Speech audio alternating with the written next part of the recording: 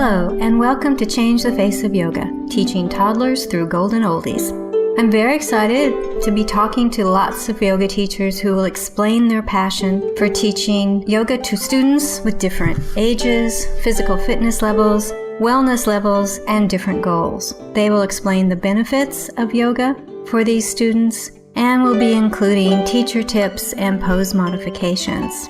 I am Stephanie Cunningham of Yoga Lightness, and I've been teaching over 50s for 10 years. So this area is my passion and the passion of many other yoga teachers that you will be listening to in this series. Thank you so much for listening, and let's get started. This is episode 52 of Changing the Face of Yoga, and my guest is Diana Tokaji, who is a longtime yoga teacher and yoga therapist, and she's going to talk about how she handles acute trauma in her students and for herself. Let's listen. Hello, this is Stephanie Cunningham with Changing the Face of Yoga, and I have a very interesting guest today. It's Diana Tokaji. She is a 500 level teacher, a certified yoga therapist, and she's been a yoga teacher for 34 years and a yoga therapist for 20. That's amazing. She is an award-winning choreographer and dancer. And she's also a writer and a poet. And she has a forthcoming book, 6 Women in a Cell, Survival and Sisterhood After Police Assault. And she is with us today after a very successful performance dealing with this book, and we're going to talk about all of that kind of stuff. So welcome, Diana. I'm so glad you could come on the podcast. I'm honored, Stephanie. Thanks. Is there anything you'd like to add to that introduction? That was brief and great, so I'll go with it. Thank you. Yeah, all right, great. We were talking a little bit before, and I have just a few questions just to set the stage for what we're going to talk about. But you say that you are working with people in the acute stage following assault. So could you kind of give me an idea of, first of all, what that means, acute stage, and secondly, what yoga therapy, I assume, brings to that person who's in that stage?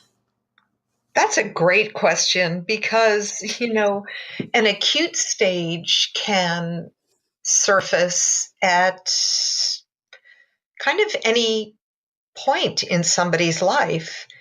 Just tagging this to the Me Too movement that we've observed and how we've all been adjusting to women coming forward 20, 30, 40 years later, perhaps, and speaking acutely about something, reporting somebody for the first time. The language around an acute stage can represent something different for different people. I could be triggered from something and return into an acute stage. But primarily what I'm talking about here, whether it's for a traumatic event, assault, serious illness, etc., is a stage where some of the go-tos that we generally think of for yoga therapy for quotations around a trauma might not be appropriate for somebody in what we're calling an acute stage. Might not only be inappropriate, but might actually put that body in danger because the dropping down into a parasympathetic state at that point when their body needs to rally to firmly face up against their challenge could put them in bodily or mental danger. So the acute stage was something that I discovered the hard way at a time when I thought I'd had enough experience with trauma, both professionally and personally, to know a lot about it and discovered, to my regret at the time, that I really didn't know much about this very intense survival state. And that's the acute stage. I want to just add one thing, which is that something that I learned from people who attended my workshops and then fed information back to me was that the way they used the information they learned taught me something about this work and the acute stage.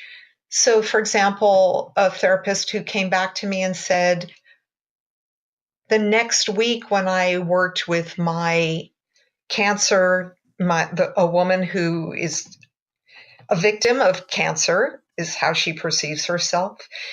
And I suddenly realized, I'd been working with her for 8 weeks or so, and I suddenly realized that she was in an acute state. She was feeling the cancer at that point as an assault on her being. And so this yoga therapist used the protocol that I'd imparted, and that was super powerful, more so than the more restful practices that they had previously done together. So I learned a lot from that. And that is, I've had 3 or 4 people on trauma, and they do talk about going into the parasympathetic nervous system and the relaxation. So without giving away your workshop, could you just kind of give us an idea of how you approach Absolutely. it? And I don't mind. I mean, trade secrets is how we all, share and improve. And I tried to share some in my article in Yoga Therapy Today, but it's definitely hard to convey through a short article or even through a short interview. Basically, as we all know, the moment of the person in front of you is where the decision and the choices really have to be made.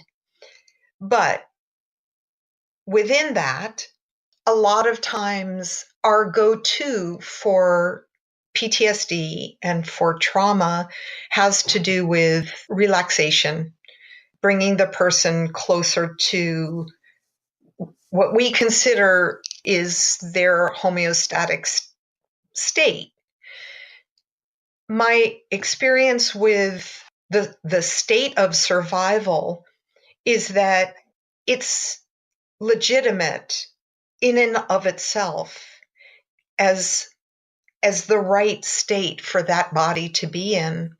So if we try to calm it, it can flare and it can drop into a part of the parasympathetic nervous system that is dangerous, that actually can bring that body into a state of freeze and paralysis, as occurred to me when I did the normal practices I would do for trauma after I'd been assaulted. So I really learned the hard way. And I had been, I've used personal practices for many, many decades to enable my body to walk, to enable my mental capacities, to enable all my fears, to surpass my fears, etc. So it was quite a surprise to me to find that the practices that were go-tos were not. So the practices that I've created involve, there's a list that I listed in the article. I don't have it right in front of me, but I know them pretty well. And they include things like vigilance. They include head centered, legs parallel, closed chain, as in as many body parts as possible touching a surface. Eyes open, obviously, and heels on the ground. There are a few others in there. I think I said legs parallel. That's an important one. Even if it's not been a sexual assault, the vulnerability shifts if you open, like to a Vira 2 or Baddha Konasana. I think maybe that starts to give you like I'm not actually able to tell you by our means, because I can't show you with my body what I'm talking about, but I'm giving you the ingredients for the recipe, and you can make your own soup with that, you know? There's more information in yoga therapy today. It's the most recent, let's see, this is the 27th of February, 2018. So it's the most recent episode. Yeah, Most recent one. It's the winter volume. Yeah. Okay. And I will also give you Diana's email address if you'd like to talk to her or get some more information at the end of this interview. I understand all of them except vigilance. So could you give me an example of what you mean by vigilance? For example, if I went into child's pose, there would be an absence of vigilance. And there again, also, if I went into camel, there would be an absence because my head would be back. And if I went into Vera 2 and my head was turned over my hand, then where's the safety to the back of my head and to my other hand? So the ability to scope your horizon is really important after an assault. And, but having said that, if I was present to a client who just said, all I want to do is curl into a ball, and they were cueing me that they wanted to go into child's pose, then maybe I would speak to them and say, we can go into that pose. And I can be vigilant for you. I can be here. And where would you want to set this up? So what direction would they want their head, etc. But making them conscious that they would be going into a parasympathetic pose right there, and invigorating certain parts of the ventral system and the vagal nerve that will leave them possibly positively more vulnerable, but possibly negatively. So in that case, maybe I can be their vigilance, and their body really wants to go into that place. Okay. But on the other hand, if they come in and they are saying something like, I'll give a real example, something like, oh, I just want to twirl with the wind, and I want to just, and they're motioning with their hands, a kind of out there. And what I'm understanding from their body cues is the body doesn't know that in order to twirl after an assault, there needs to be quadricep engagement. That was one on the list that I left out. Quads engaged, maybe gluteals engaged as well. Quads and gluteals they speak directly to your fight or flight. They are your engagement of muscle for the sympathetic. So you're meeting that urge to move, and they are grounding as well. So that twirling sensation, I might invite her to, well, hang on to that for a minute. Can we go there later? Would it be okay if first we create firmness and strength and a sensory running through your body of a midline? So vigilance has to do with meeting the body's need at that point to be watching out for danger, and actually physically being able to see it. All right, I understand. And that is very, very different from what other people have talked about. So I think that's really fascinating that you were sensitive enough to say, yeah, I've heard this, but it doesn't really work right now for me. And it doesn't appear to work sometimes for your clients to go totally into rest and relaxation. So I think that's a really, really important thing for people to know. I don't work specifically with trauma. I'm sure that I've had students who've had trauma, but it really does go against at least what people have been telling me in the interviews. And I'm sure that they've been trained to do that. They're not doing the right thing. But I just think that's really interesting and something that we all should know, because trauma seems to be that there's a lot of stuff about trauma right now in the yoga world. And, I don't know how many times I get workshops for trauma of ads. And so I think it's really important that there's another voice, especially that you're saying it came in part from your own experience. So what you're talking about in more ways than one, both in education and an experiential. Yeah, trauma has become almost a trendy thing. It's borderline nauseating, but it's real. It's real, and educating ourselves in it is really important, but there's no cutout for it. And when I dare to lead a workshop, I really hope that I convey to people there is no cutout. And what I really try to lead people in is presence, using what I have to share as guideposts, but really teaching them presence so that they can determine intuitively and skillfully at the moment with that individual what direction to take. Because there's only so far a trend in it and the teaching of that. And even what I share right now here in this interview can only go so far. But also, just to speak to a couple of other wise things that you were saying I think we've only gone so far in our understanding of trauma. I really regret it. And that's part of what pushes me. Really, I'm not a terribly verbal person. I'm a writer and a body person. There's a reason that I choreograph and write, and there's a reason that I love sign language.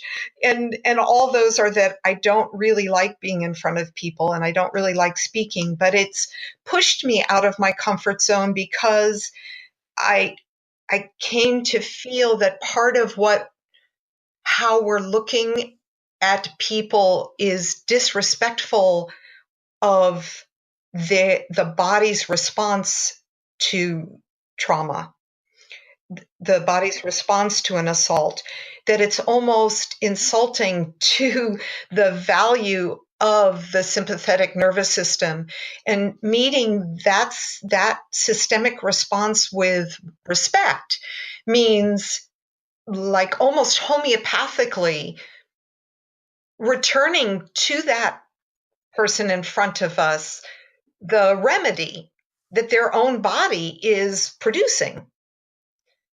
Does that make sense without me? No, it does make sense. I understand what you're saying. The body is saying, I've been assaulted.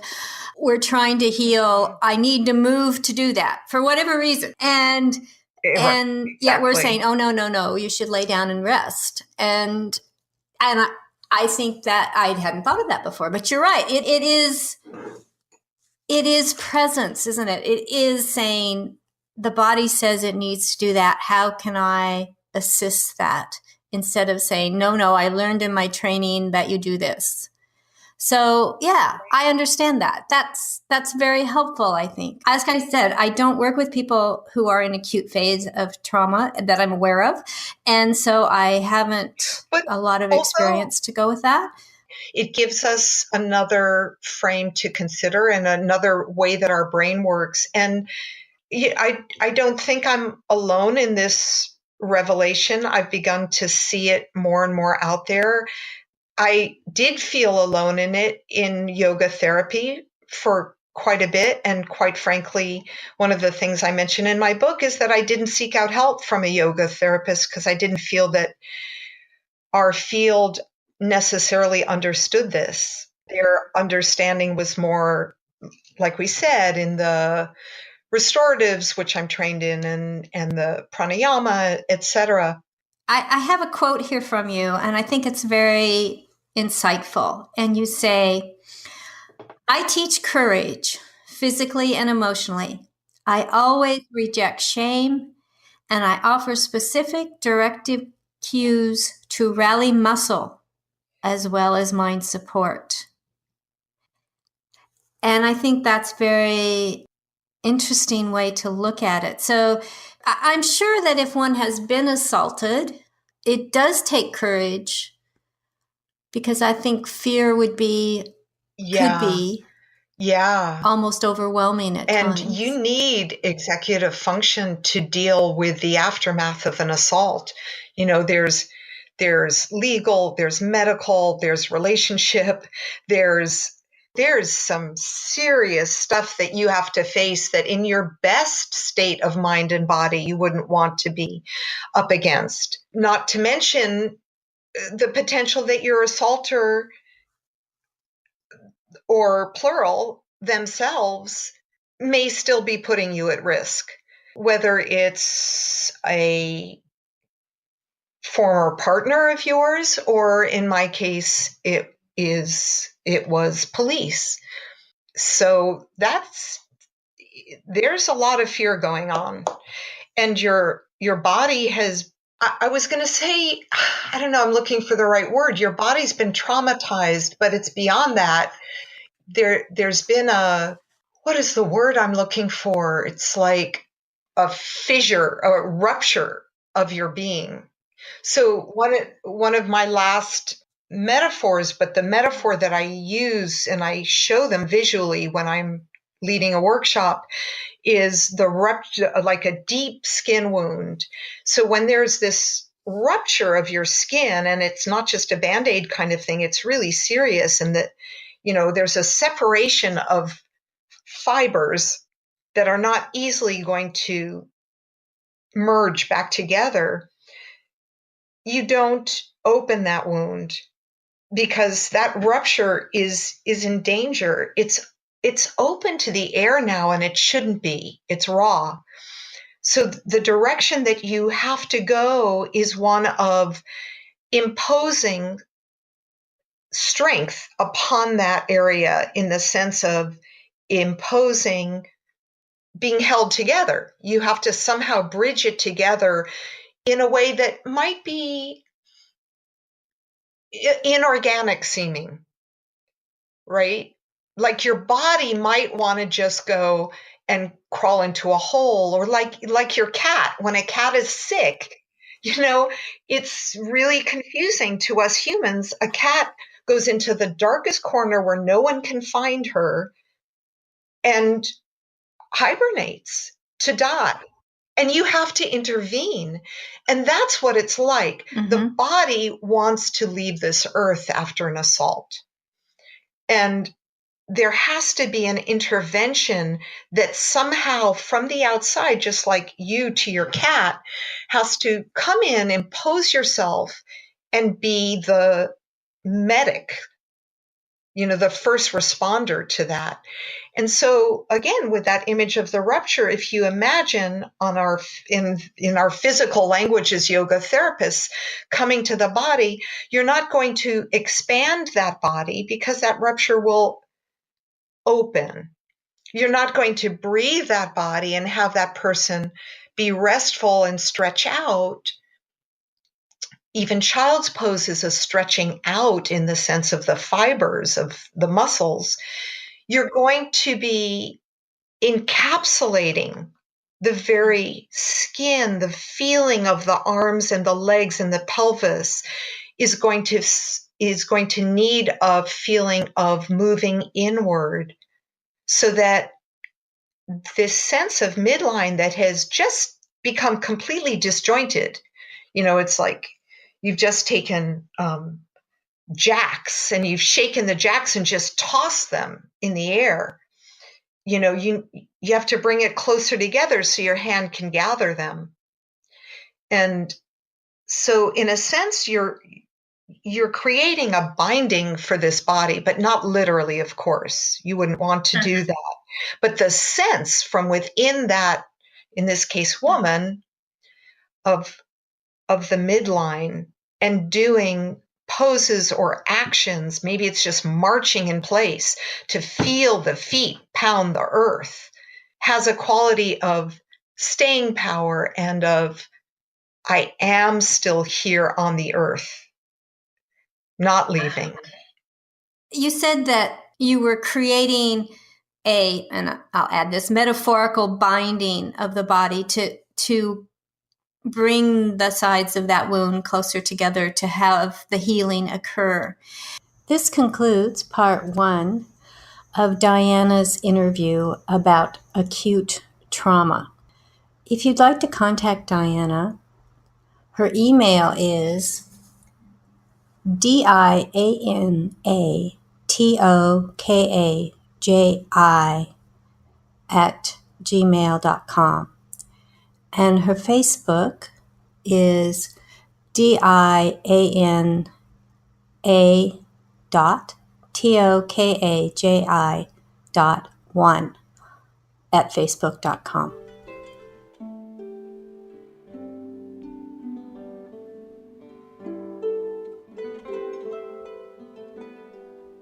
Thank you for that wonderful interview. If you would like to be a guest on Changing the Face of Yoga, please go to my website, www.yogalightness.com.au, and under the Changing the Face of Yoga tab, you can complete Be Our Guest form. After reviewing the form and finding it applicable to this podcast, we will send you a link to schedule an interview. Please download, review, and tell your friends of any podcasts that are of interest to you and to them. If you would like to contact me, send an email to info@yogalightness.com.au. And thank you for listening to Changing the Face of Yoga.